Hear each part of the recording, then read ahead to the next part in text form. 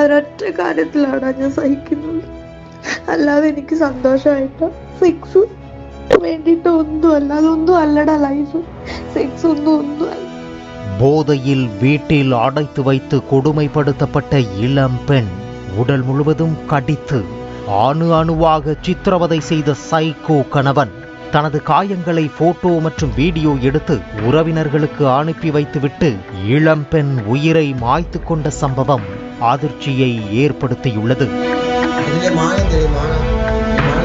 கேரளா மாநிலம் கொல்லம் சாஸ்தன்கோட்டை பகுதியைச் சேர்ந்தவர் சதீஷ்.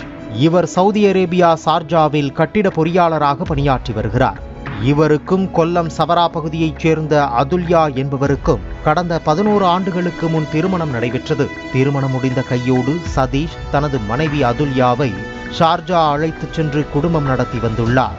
திருமணம் முடிந்த 3 மாதத்திலேயே மதுபோதைக்கு அடிமையான சதீஷ் மனைவி அதுல்யாவை அடிக்கடி அடித்து துன்புறுத்தி வந்ததாக கூறப்படுகிறது.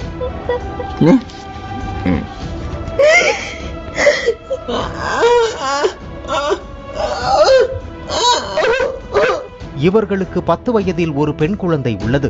இந்த நிலையில் சதீஷ் தொடர்ந்து அடித்து துன்புறுத்தி வந்ததால் கடந்த சில மாதங்களுக்கு முன்பு மகளுடன் தனது சொந்த ஊருக்கு வந்திருக்கிறார் அந்த பெண். பின்னர் சில நாட்கள் கழித்து அதுல்யாவிடம் மன்னிப்பு கேட்ட சதீஷ் மீண்டும் அது போன்று நடக்காது, திரும்ப வீட்டிற்கு வரும்படி கெஞ்சி இருக்கிறார். இதனால் கணவர் சதீஷ் திருந்திவிட்டார் என நம்பி தனது மகளை தனது பெற்றோரிடம் ஒப்படைத்துவிட்டு மீண்டும் அதுல்யா சார்ஜா சென்றார். அங்கு அவருக்கு வேறு வடிவங்களில் கொடுமைகள் காத்திருந்தது.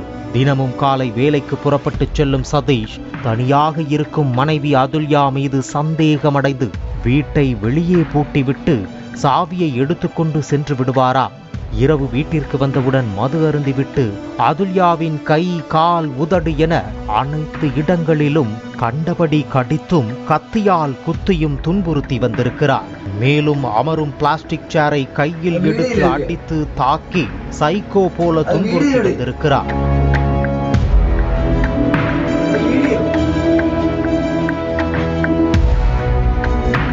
ஆனால் சைக்கோ கணவரால் தனக்கு நடக்கும் இந்த தொடர் வன்கொடுமைகள் பற்றி வெளியே சொல்லாமல் அதுல்யா பொறுமை காத்து வந்திருக்கிறார்.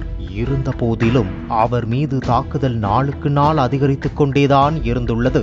கணவரின் தாக்குதலால் அதுல்யாவின் கை, கால் மற்றும் உடல்களில் ஏற்பட்ட பல்வேறு காயங்களால் எழுந்து நடக்க கூட முடியாமல் முடங்கி போனார். இந்த நிலையில் கணவனால் தனக்கு ஏற்பட்ட காயங்களையும் தனது சைக்கோ கணவர் போதையில் செய்யும் ஆடாவடிகளையும் தனது செல்போனில் அதுல்யா வீடியோவாக பதிவு செய்து வந்திருக்கிறார். அவர் வீடியோ பதிவு செய்வதை நிறுத்துமாறு கோரும் அதே வேளையில் அதுல்யாவை சதீஷ் கேலியும் செய்திருக்கிறார். நீ எத்தனை வீடியோக்களை எடுக்கிறாய், சோர்வாக இல்லையா? பின்னர் அவர் வெறித்தனமாக சிரிப்பதையும் அதுல்யா எடுத்த வீடியோ பதிவில் பார்க்க முடிகிறது.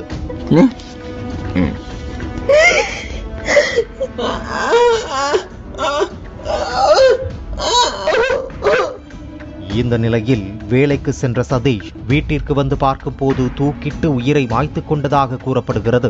பின்னர் இது குறித்து அதுல்யாவின் தாயார் துளசிபாய்க்கு தகவல் தெரிவிக்கப்பட்டது. இதனை கேட்டு அதுல்யாவின் பெற்றோர் அதிர்ச்சி அடைந்தனர். இந்த நிலையில் அதுல்யாவின் தந்தை தனது மகளை வீட்டில் அடைத்து வைத்து அடித்து துன்புறுத்திய கணவர் சதீஷ் கொலை செய்திருக்கலாம் என காவல் நிலையத்தில் புகார் அளித்திருக்கிறார். ഒന്നുമില്ലെങ്കിൽ 4 നേരം തിന്നാൻ തരുന്നുണ്ടല്ലോടാ, കുഞ്ഞിന്റെ കാര്യങ്ങൾ നോക്കുന്നുണ്ടല്ലോ. ഞാൻ വിചാരിക്കും അതെങ്കിലും നടന്നു പോകുന്നുണ്ടല്ലോ. നമ്മുടെ ജീവിതം ത്യാഗം ചെയ്താലും കുഞ്ഞിന്റെ വിദ്യാഭ്യാസം നടക്കുന്നുണ്ട്. പിന്നെ ആർക്കും നമ്മളൊരു ഭാരമാവുന്നില്ലല്ലോ. ഒരൊറ്റ കാര്യത്തിലാണ് ഞാൻ സഹിക്കുന്നത്. അല്ലാതെ എനിക്ക് സന്തോഷമായിട്ടോ സെക്സ് വേണ്ടിയിട്ട് ഒന്നുമല്ല. അതൊന്നും അല്ലടാ ലൈഫ്. സെക്സ് ഒന്നും അല്ല.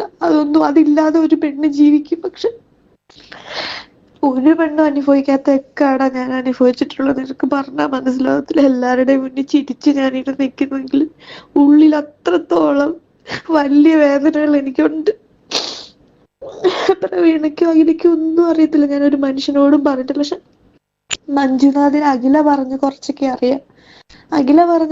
എനിക്ക് അവനറിയാന്ന് തോന്നുന്നുണ്ട്. എനിക്കറിയില്ല. இந்த புகாரின் பேரில் வழக்கு பதிவு செய்த போலீசார் அதுல்யாவின் பெற்றோர் மற்றும் உறவினர்களிடம் முதற்கட்ட விசாரணையை தொடங்கியுள்ளனர். அதுல்யா உடல் சொந்த ஊருக்கு வந்தவுடன் அவரது கணவர் சதீஷிடம் அடுத்த கட்ட விசாரணை நடைபெறும் என கூறப்படுகிறது. அதுல்யா தான் இறப்பதற்கு முன் தனது கணவர் செய்த டார்ச்சர்களால் அடைந்த காயங்களை வீடியோ காட்சிகளாக எடுத்து தாயாருக்கும் உறவினர்களுக்கும் அனுப்பியிருக்கிறார். இந்த நிலையில் அதுல்யா உண்மையில் உயிரை மாய்த்து கொண்டாரா அல்லது கணவன் சதீஷ் அவரை கொன்று தற்கொலை போல மாற்றினாரா என்ற பல்வேறு கோணத்தில் போலீசார் விசாரணையை தீவிரப்படுத்தி இருக்கின்றனர்.